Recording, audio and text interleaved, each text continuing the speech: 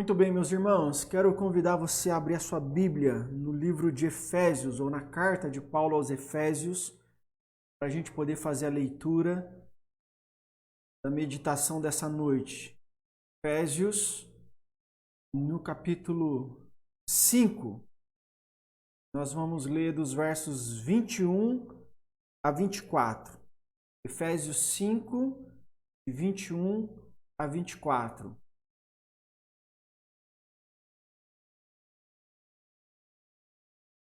Acompanhe comigo a leitura desse texto. Diz assim: Sujeitem-se uns aos outros por temor a Cristo.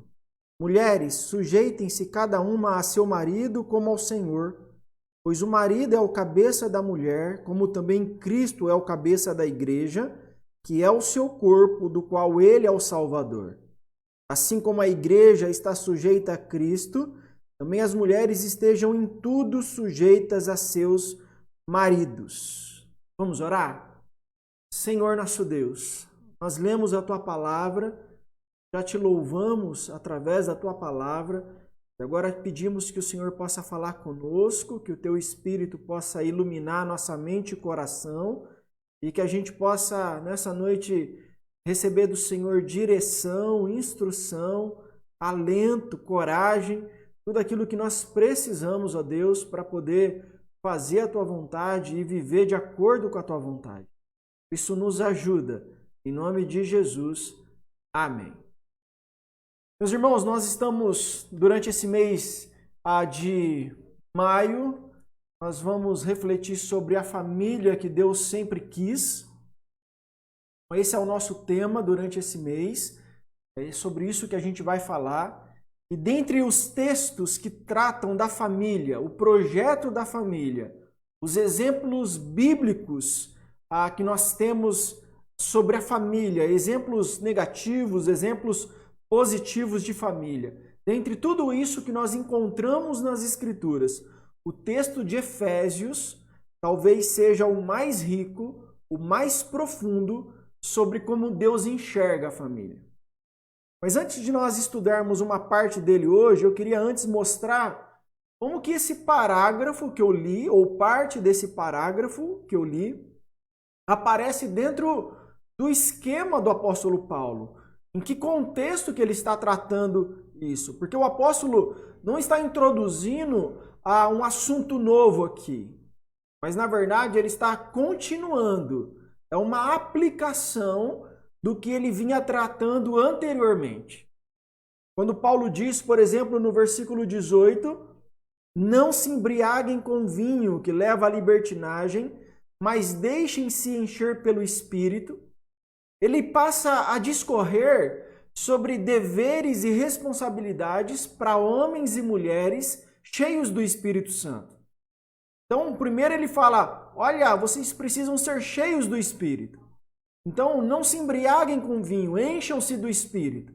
E aí, então, na sequência, o que ele vai falar em seguida é as responsabilidades de homens e mulheres cheios do Espírito. Porque nenhum homem e nenhuma mulher tem a menor possibilidade de fazer o que está nesses versículos, a menos que esteja cheio do Espírito. Então, não é o querer fazer, não é o se dispor a fazer, não é o ter que obedecer ao mandamento de Deus. O que Paulo está dizendo é que a não ser que homens e mulheres estejam cheios do Espírito, eles não têm a menor possibilidade de fazer o que ele está colocando aqui. Então, depois de falar que é mandamento nós sermos cheios do Espírito Santo, Paulo vai demonstrar o resultado disso no culto. O que Paulo salienta é que quando se reúnem cristãos cheios do Espírito Santo, o culto acontece com muito cântico, com muita oração de gratidão, com muita alegria, com muita comunhão, que tudo isso é promovido pelo Espírito Santo. Então, se você continuar a partir do versículo 18, o que Paulo está descrevendo é como que homens e mulheres cheios do Espírito Santo, quando se juntam na igreja para adorar a Deus, como que eles fazem isso? E ele diz: vai haver muitos cânticos, muita oração de gratidão, muita alegria e muita comunhão, porque é isso que o Espírito Santo está gerando nessas pessoas. Entretanto, esse ser cheio do Espírito não muda apenas as características de um culto, fazendo dele uma reunião fervorosa, uma reunião animada, dinâmica, mas também atinge a nossa vida particular, a nossa vida familiar, bem como a nossa vida profissional. Então, Paulo faz a transição para essa dinâmica particular, dizendo no versículo 21 assim: sujeitem-se uns aos outros por temor a Cristo.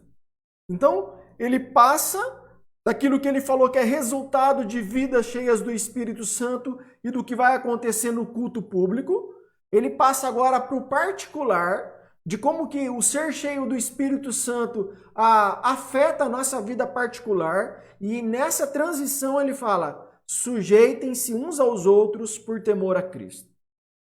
Então, no versículo 21, nós temos a sujeição mútua como o princípio geral. É isso que todos devem fazer, sujeitar-se uns aos outros. O versículo 22 em diante é a aplicação desse princípio, ou seja, como nós fazemos isso. Então, quando Paulo diz assim, sujeitem-se uns aos outros por temor a Cristo, alguém pergunta, como assim? Como eu faço isso? E aí, então, a partir do versículo 22, ele está dizendo como nós fazemos isso. Mas tanto no princípio geral, bem como nos 3 exemplos de sujeição que Paulo vai dar, ele faz um acréscimo, ou ele dá uma razão para a nossa submissão.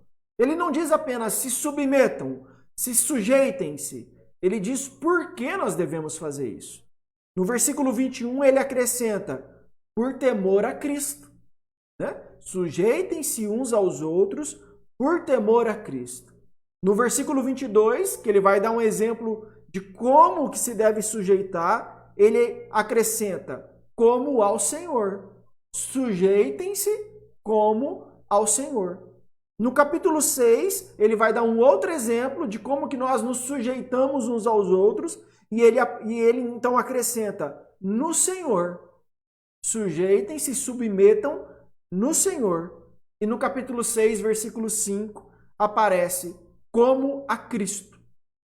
Então, o parágrafo todo, toda essa parte, demonstra que este princípio de submissão é extremamente importante. E se nós não entendermos isso, nós não vamos compreender o que Paulo está dizendo sobre a submissão das esposas aos maridos, dos filhos aos pais e dos servos aos seus senhores. Paulo está ensinando que tudo que o cristão faz deve fazê-lo no temor de Cristo. Deve fazê-lo em sujeição a Cristo. Deixa eu explicar isso. Por exemplo, nós devemos nos sujeitar uns aos outros e fazer todas as coisas que disso advenham, não porque seja bom fazer isso e mal não fazer. O que diferencia um cristão é que ele não apenas crê no Senhor Jesus para a salvação, mas que a sua vida é totalmente governada por ele. Então nós não podemos crer em Jesus como Salvador sem crer nele também como Senhor da nossa vida. Logo, o cristão não faz isto ou aquilo meramente porque é bom ou certo.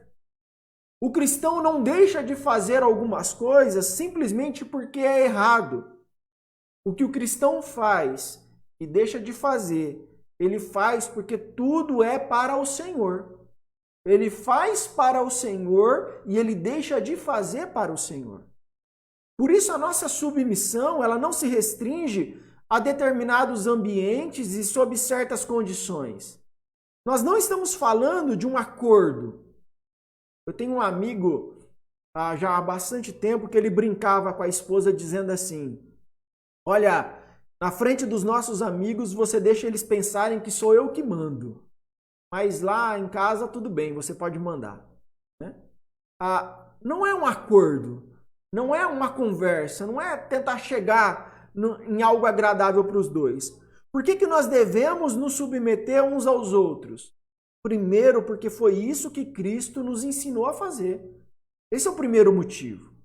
Na Bíblia nós temos inúmeros textos que mostram a própria submissão de Jesus ao Pai, bem como os seus ensinos sobre esse assunto.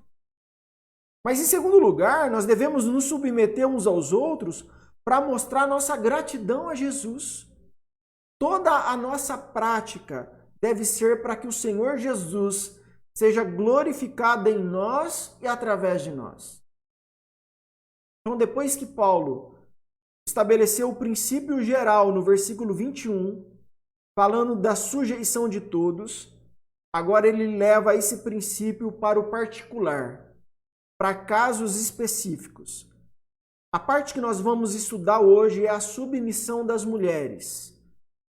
Domingo que vem, nós vamos falar um pouquinho da responsabilidade dos maridos. Mas hoje o apóstolo Paulo vai nos dar duas razões para submeter ou para fundamentar a submissão da esposa ao seu marido. A primeira razão que ele dá é porque isso é a ordem da criação. Os versículos 22 e 23 ele diz assim: mulheres, sujeitem-se a seus maridos como ao Senhor, pois o marido é o cabeça da mulher. Então a primeira razão pela qual as mulheres precisam ser submissas aos seus maridos é que isso faz parte da ordem da criação, uma parte das ordenanças de Deus, da vontade de Deus, daquilo que Deus estabeleceu quanto a esta relação entre homens e mulheres. Deus quis assim para a sua criação. E Paulo vai aqui nos remeter lá ao início. Ele vai nos reportar ao Gênesis. E lendo a narrativa de Gênesis, nós podemos observar que a ênfase é dada ao fato de que o homem foi criado primeiro que a mulher. Isso, inclusive, vai servir de base para a prática da primogenitura, onde o filho mais velho possui autoridade sobre o filho mais novo, ou sobre os seus irmãos mais novos. Quando o pai falecia, era o primogênito, o que nasceu primeiro, aquele que foi primeiro criado, que ficava encarregado das coisas do pai e responsável por cuidar de toda a família. As escrituras também ressaltam que a mulher foi feita do homem, tirada do homem e destinada a ser uma auxiliadora que estivesse diante dele. Nenhum dos animais poderia satisfazer essa necessidade. E porque não havia dentre os animais um que pudesse auxiliar o homem, Deus decide criar a mulher. Outra coisa que nós aprendemos no relato de Gênesis é que o homem foi feito senhor da criação. A ele foi dada autoridade sobre os animais, e nós vemos isso quando Adão dá nome aos animais. O dar nome indicava autoridade sobre aqueles animais. Por isso que Deus, quando mudava a vida de alguns personagens, por exemplo, Abraão, Isaac e Jacó, ele mudava o nome deles. Ele dizia, você chamava Abrão, agora vai chamar Abraão. Você se chamava Jacó, agora você vai chamar Israel. Então Deus mudava o nome para dizer, você não vai ser mais autônomo, você não vai mais viver do seu jeito. Agora eu vou dirigir a sua vida, eu tenho autoridade sobre a sua vida. Nós temos então, portanto, as indicações que no princípio o homem foi colocado numa posição de liderança, de senhorio, de autoridade e poder. E ele toma as decisões. E ele estabelece as regras. O apóstolo Pedro vai sublinhar isso quando ele diz aos maridos em relação às esposas. 1 Pedro 3,7. Tratem-nas com honra como parte mais frágil. Por que Pedro está chamando a mulher de parte mais frágil? Porque Pedro está se reportando ao Gênesis e vendo essa questão de liderança que foi depositada sobre o marido. Por exemplo, se nós observarmos em termos físicos, o homem é mais forte que a mulher. Ele foi criado para ser mais forte. Do ponto de vista da anatomia ou da fisiologia, não há como negar isso. Embora as mulheres possam passar por exercícios rigorosos para aumentar a sua força, para aumentar a sua capacidade, ainda assim, ela não vai se assemelhar ao homem que passa pelos mesmos exercícios. A mulher, por exemplo, lutadora de UFC, não dá conta de lutar com um lutador mediano de UFC. A força do homem é desproporcional à da mulher. Por isso que está hoje uma discussão no esporte se aqueles que mudaram de sexo podem, o homem que mudou de sexo para mulher, se ela pode jogar vôlei junto com as mulheres. E a discussão está indo na direção de que não pode, a força dela é desproporcional. Então, o aspecto físico mostra isso. Homens e mulheres foram criados diferentes. Deus tinha planos diferentes para ambos. Então Deus coloca sobre Adão a responsabilidade, a autoridade, e sobre a mulher a responsabilidade de ser auxiliadora. Em termos emocionais, é a mesma coisa. O homem aguenta mais pressão, aguenta mais situações adversas, não fica paralisado diante do inesperado. E meus irmãos, é lógico, eu estou falando de forma geral, porque existem algumas exceções, né? Mas o que eu quero dizer é que a mulher foi constituída de maneira diferente. E quando o apóstolo afirma que ela é a parte mais frágil, ele não está falando num sentido depreciativo, ele não está fazendo juízo de valor. Ele está apenas dizendo que ela é essencialmente diferente do homem. E que por isso o homem não deve tratar a sua esposa como se ela fosse igual a ele. Ele não deve colocar sobre os ombros da sua esposa as responsabilidades que estão sobre os seus ombros, porque ele aguenta, ela não aguenta. Logo, o ensino fundamental é que o homem é a cabeça da esposa e o líder na família. Deus o fez desse modo, deu a ele faculdades, capacidades que o habilitam a cumprir isso. E Deus fez da mulher o complemento, ou seja, a sua principal função é suprir as deficiências do homem, é suprir as falhas do homem. É por isso que os dois se tornam uma só carne, porque a mulher complementa o homem. Naquilo que ele é falho, naquilo que ele não consegue, naquilo que ele é incapaz, ela complementa ele. E os dois, então, juntos, trabalhando em harmonia, se tornam um ser humano completo. Por isso, quando a Bíblia diz que o homem é o cabeça da esposa e o líder na família, está afirmando que o homem não é responsável somente por si. Ele é responsável também pela sua esposa, pela sua família. A esposa cabe auxiliá-lo, apoiá-lo e fazer tudo o que puder para habilitar o seu marido a agir como o senhor da criação, posição que Deus o colocou. A mulher foi trazida à existência com o fim de ajudar o marido a realizar essa grande tarefa e os dois juntos, trabalhando em equipe, em harmonia, cumprir o mandato de Deus para a vida deles. Não se está ensinando que a esposa deve ser escrava do marido. Está se ensinando que ela é auxiliadora.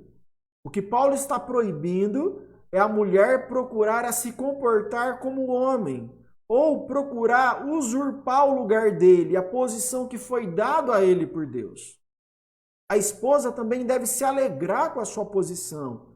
Ela foi feita por Deus para ajudar o marido a agir como representante de Deus nesse mundo. E ela deve ser a construtora do lar, a mãe, a consoladora, alguém que o homem possa conversar e receber estímulo, encorajamento, consolo. Quando ambos entendem o seu papel, quando ambos entendem a sua posição, ambos se complementam. Um auxilia o outro. Quando nós falamos de liderança e submissão, muitas pessoas hoje, século XXI, ficam escandalizadas, pensando que isso trata de superioridade e inferioridade. Mas pense nos muitos exemplos em que a liderança de uma pessoa é essencial. Por exemplo, Um batalhão de exército seria caótico se não houvesse uma pessoa que decidisse a cada passo que a tropa vai dar. Da mesma forma, um time de futebol que não tenha um líder que estabeleça cada um na sua posição e qual vai ser a estratégia da equipe, não vai ganhar absolutamente nada. É isso que a Bíblia está dizendo. O marido foi nomeado presidente, o chefe, o líder. Porque ele é superior? Não. Porque ele é mais importante? Não. Porque ele é mais inteligente? Não. Por que então? Porque desde o princípio, Deus escolheu um homem para essa função. E lhe deu características que o capacitam a fazer isso. Esse foi o plano original de Deus. Entretanto, nós sabemos que aconteceu a queda. Gênesis capítulo 3, que foi o texto que nós estudamos a semana passada, mostra como homem e mulher escolheram a independência de Deus, escolheram ser seres autônomos. E o resultado da queda foi que a submissão da mulher ao homem desvirtuou. Por exemplo, veja o versículo 16 de Gênesis 3. A mulher, o Senhor declarou: multiplicarei grandemente o seu sofrimento na gravidez. Com sofrimento você dará à luz filhos. Seu desejo será para o seu marido e ele a dominará. O pós-queda não somente reitera a liderança estabelecida antes da queda, mas mostra como que o conflito agora estaria instalado na relação marido e esposa, especialmente nessa questão de liderança e submissão. Porque aqui nesse versículo, Deus usa duas palavras em específico. Desejo, coloquei aí a tradução, tichucar, eu acho que é assim, que é o desejo de conquistar. Eva teria o desejo ilegítimo de usurpar a autoridade de Adão, de se rebelar contra a autoridade do seu marido. E a palavra dominará, machal, significa governo monárquico, ditatorial. Ou seja, agora, por causa da queda, da entrada do pecado no mundo, Adão abusará da sua autoridade, dominando a sua esposa com dureza, com aspereza. Adão tinha autoridade antes da queda, mas agora ele vai abusar da sua autoridade. Por que a queda trouxe esse tipo de consequência? Porque, de certa forma, a tentação girou em torno dessa inversão de papéis. Por exemplo, Deus, ao falar, sempre se voltava para Adão, sempre procurava Adão, sempre se reportava a Adão. Mas a serpente se aproximou de Eva, tentando instituir um papel inverso ao incitar Eva a tomar a liderança na desobediência a Deus. E foi o que aconteceu. Eva, em vez de procurar Adão e consultá-lo sobre o que fazer diante das palavras da serpente, ela tomou a decisão por conta própria e se colocou na posição de liderança. Ela enfrentou a situação em vez de deixar isso com Adão, e a consequência disso é que os dois caíram no pecado. Por isso, em certo sentido, o pecado original consistiu em que a mulher desconsiderou o seu lugar e a sua posição na relação matrimonial, na relação familiar. Ela usurpou a autoridade, o poder e a posição do seu marido. E com isso sobreveio a calamidade e o caos. Observe esse outro texto, 1 Coríntios 11:3. Diz assim: quero, porém, que entendam que o cabeça de todo homem é Cristo, e o cabeça da mulher é o homem, e o cabeça de Cristo é Deus. Em teologia, nós usamos uma expressão que chama economia da Trindade.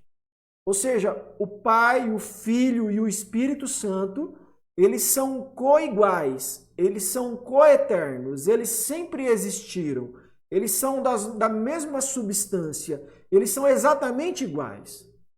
Então, como pode o Pai ser a cabeça de Cristo? Porque no que diz respeito à salvação, eles ocuparam papéis distintos. Então, no que diz respeito à salvação, eles são iguais, eles são idênticos, Eles são ambos Deus. Cada um, o Pai é Deus, o Filho é Deus, o Espírito Santo é Deus. Mas no que diz respeito à salvação, o Filho subordinou-se ao Pai e o Espírito subordinou-se ao Filho e ao Pai. E essa é uma subordinação voluntária para que a salvação pudesse ser levada a cabo. Foi essencial para a execução da obra de redenção.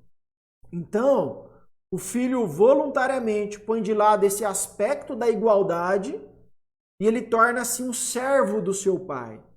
E o Pai envia para salvar Jesus aos perdidos, ou envia Jesus para salvar os perdidos. E por isso, o cabeça de Cristo é Deus. Deus está na liderança. Jesus é Deus. Jesus é coigual a Deus. Mas Jesus se coloca em submissão para a questão da salvação. Se nós não entendermos isso, a gente vai olhar casos onde a mulher é mais talentosa que o marido, onde a mulher é mais inteligente que o marido, onde a mulher é mais, ela é mais capaz que o seu esposo. E nós vamos achar que nesse caso a mulher não deve submissão, porque o homem é inferior a ela. Então o homem tem que se submeter a ela. Mas isso está errado. Meus irmãos, sabe por que é importante a gente aprender essa lição? Porque o mundo vive hoje um problema crasso, grave de autoridade. O caos no mundo se deve ao fato de que em todas as áreas da vida, em todas, as pessoas perderam todo o respeito pela autoridade. Quer entre nações, quer no trabalho, quer em casa, na escola, na igreja ou em qualquer outra parte. Há uma generalizada perda de autoridade. E ao meu entender, tudo começa no lar e na relação matrimonial.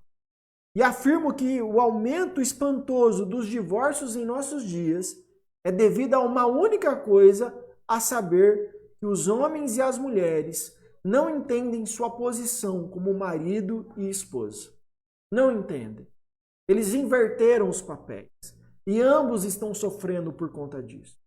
E porque não entendem, os seus filhos são criados numa atmosfera de incerteza, de indecisão, de conflitos constantes, onde a esposa é contra o marido, o esposo é contra a mulher, e os filhos vão se tornando indisciplinados e cínicos desde cedo. Eles não respeitam pai e mãe, eles não respeitam nada, eles não respeitam ninguém. O lugar onde a criança deveria ter confiança e deveria poder buscar autoridade, liderança e direção, desapareceu.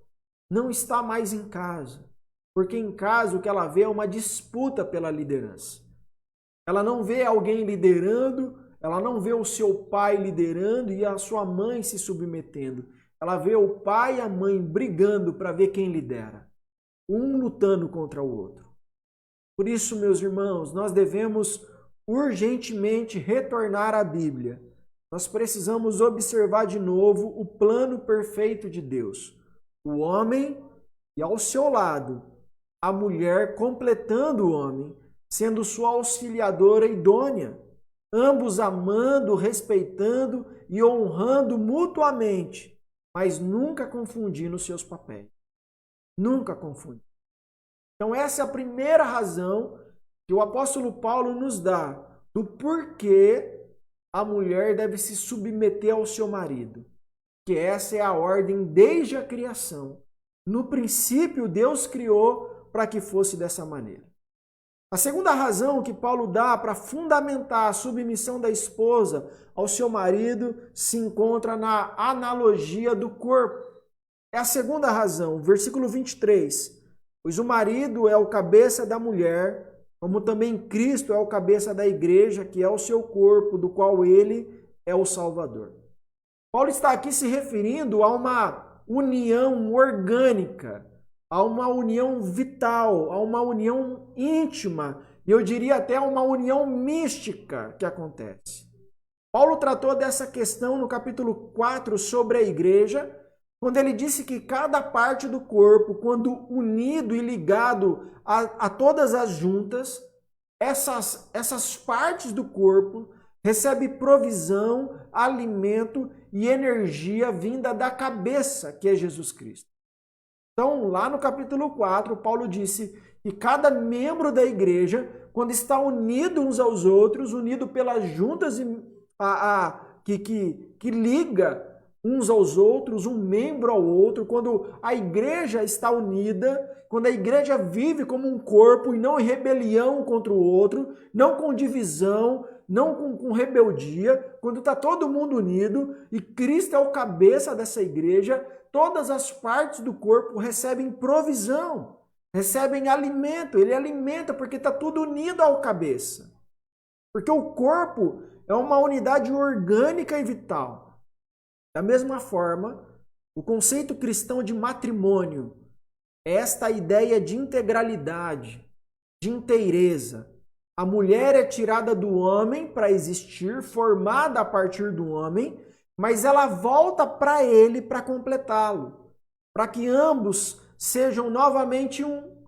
Olha que coisa linda! Então Deus forma a mulher a partir do homem, então de um faz dois, e depois no casamento faz de dois um novamente. Né? Então eles são. Por quê? Porque separados, ambos estão incompletos. O marido e a esposa não são separados, não são como os dois países que mantêm relações diplomáticas. Porém, sempre estão em estado de tensão e sempre correndo o risco de entrar em conflito. Ainda que eles tenham funções diferentes, tenham propósitos diferentes que cada um tem que cumprir, essas ações separadas são parte integrante de uma ação unificada que leva a um resultado comum.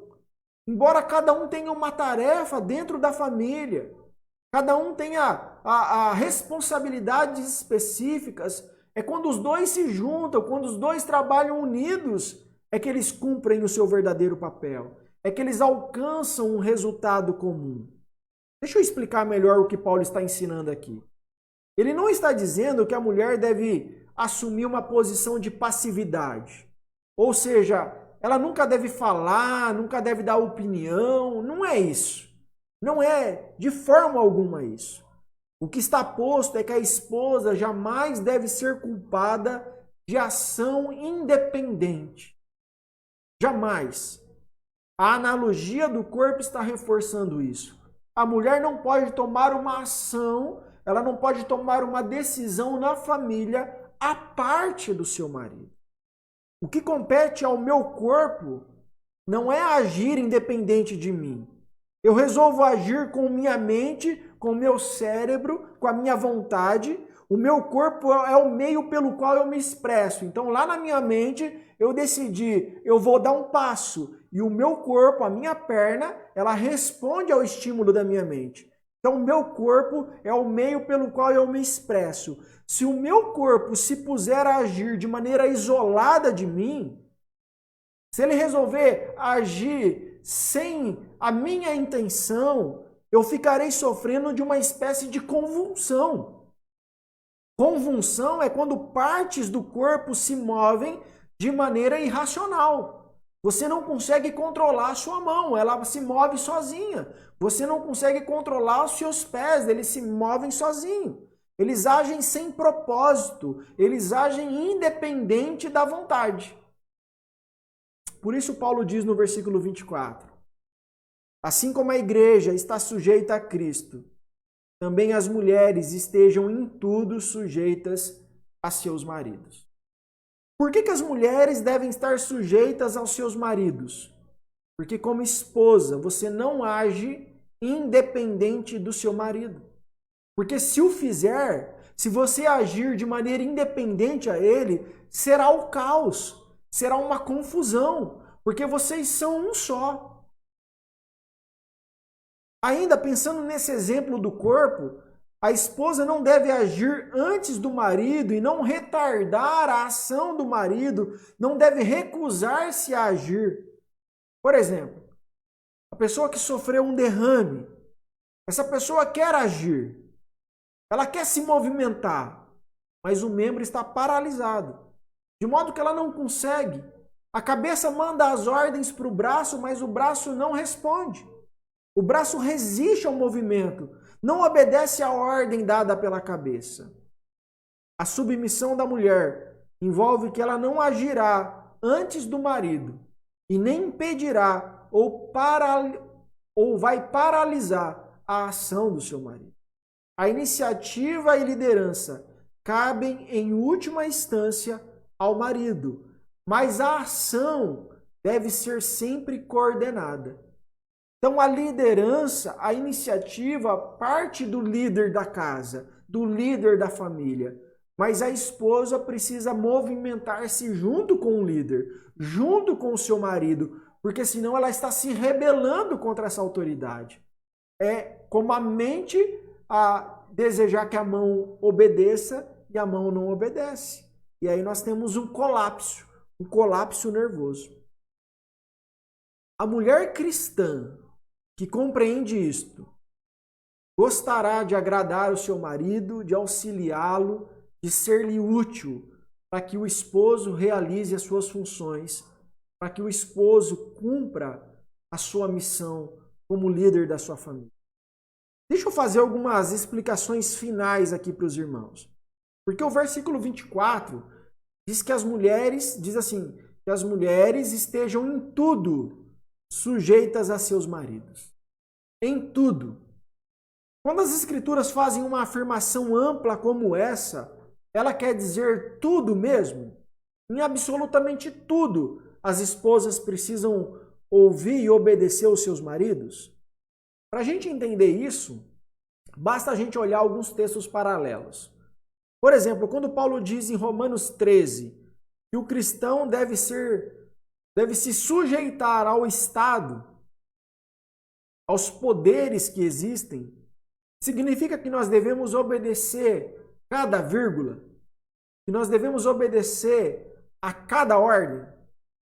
Será que a esposa terá que fazer literalmente tudo que o seu marido lhe disser que faça, em todas as circunstâncias e em cada condição?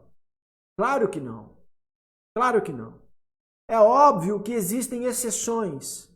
Uma regra fundamental das Escrituras é que ninguém, homem ou mulher, jamais deve agir contra a própria consciência.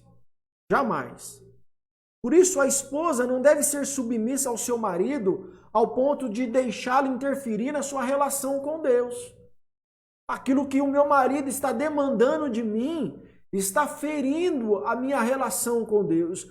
Deus não está se agradando disso. Isso vai contra os mandamentos de Deus. Então, se algo que o seu marido demanda de você vai te afastar de Deus, vai fazer você praticar algum tipo de pecado, vai ferir a sua consciência e você vai ficar se sentindo culpada, é óbvio, você não deve obedecer ao seu marido. Você, lógico, deve conversar, deve argumentar, mas jamais obedecer. Até este limite, você deve fazer tudo. Você deve cooperar com ele, você deve auxiliá-lo. Mas isso não. Quando vai contrário à palavra de Deus, quando vai ferir a sua consciência, quando vai te fazer pecar, aí não. Meus irmãos, eu queria encerrar, mas eu queria mais uma vez enfatizar a importância da submissão. Deus nos criou dessa forma, colocando um na posição de autoridade e o outro na posição de submissão. E ele fez isso baseado nas próprias características físicas e emocionais que ele deu a homens e mulheres. Se você, menina, não quer se colocar nessa posição de submissão, não case. Não case. Porque senão você vai fazer do seu casamento um caos.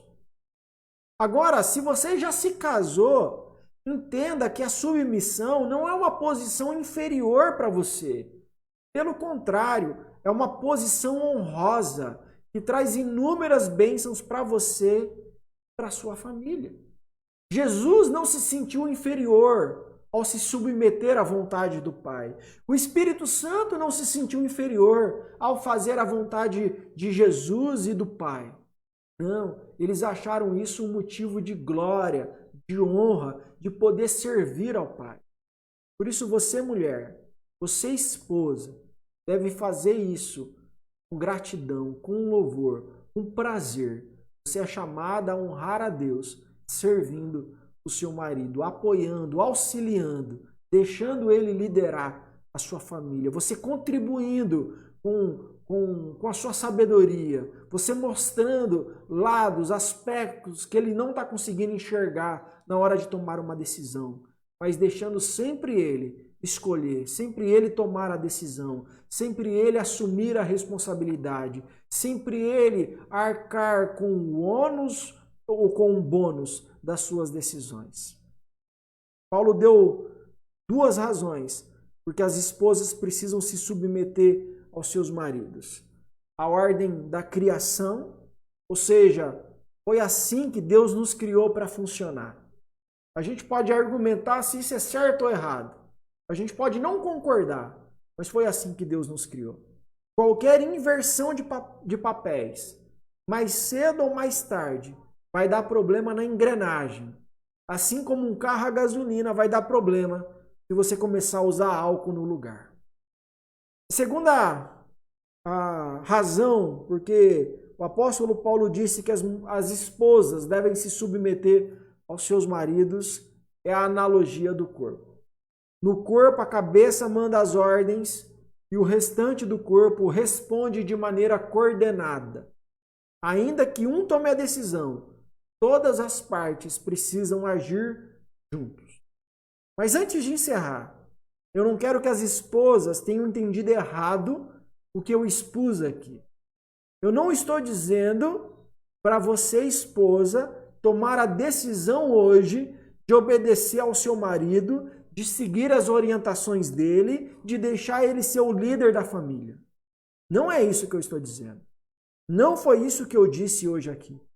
O meu desafio para as mulheres é para que cada um de nós possamos decidir ser cheios do Espírito Santo, pois é a única maneira de existir submissão mútua. É a única maneira de esposas se colocarem na posição de submissão, sem se sentirem inferiores, sem se sentirem desprezadas, sem sentirem que estão sendo abusadas pelos seus maridos. É somente cheias do Espírito Santo que elas vão se submeter com o maior prazer. A atitude das esposas não é dizer sim a tudo que os seus maridos falarem, mas se contorcendo de raiva por dentro. Não é isso. A atitude das esposas é deixar o Espírito Santo as guiarem até o ponto em que elas consigam dizer, ao ponto em que elas consigam dizer sim com alegria, que consigam se submeter de maneira voluntária, que consigam ver o seu esposo como alguém designado por Deus para cuidar da sua família, na qual você vai se alegrar em dar toda a ajuda necessária para ele cumprir a responsabilidade que Deus lhe deu. Esse é o desafio para nós. Esse é o desafio para você, esposa. Não veja a submissão como um esforço sobre-humano para obedecer ao seu marido. Veja a submissão como uma ação divina sobre a sua vida e que te capacita a fazer isso com alegria. É assim que o Senhor deseja. Que nós, cheios do Espírito Santo, possamos nos submeter uns aos outros. Na próxima semana, nós vamos ver a parte dos maridos. E a gente vai ver que, se nós não formos cheios do Espírito Santo, nós não vamos conseguir viver, nós não vamos conseguir cumprir, nós não vamos conseguir obedecer a Deus naquilo que Ele demanda de cada um de nós. Amém, meus irmãos? Deus possa aplicar essa palavra aos nossos corações.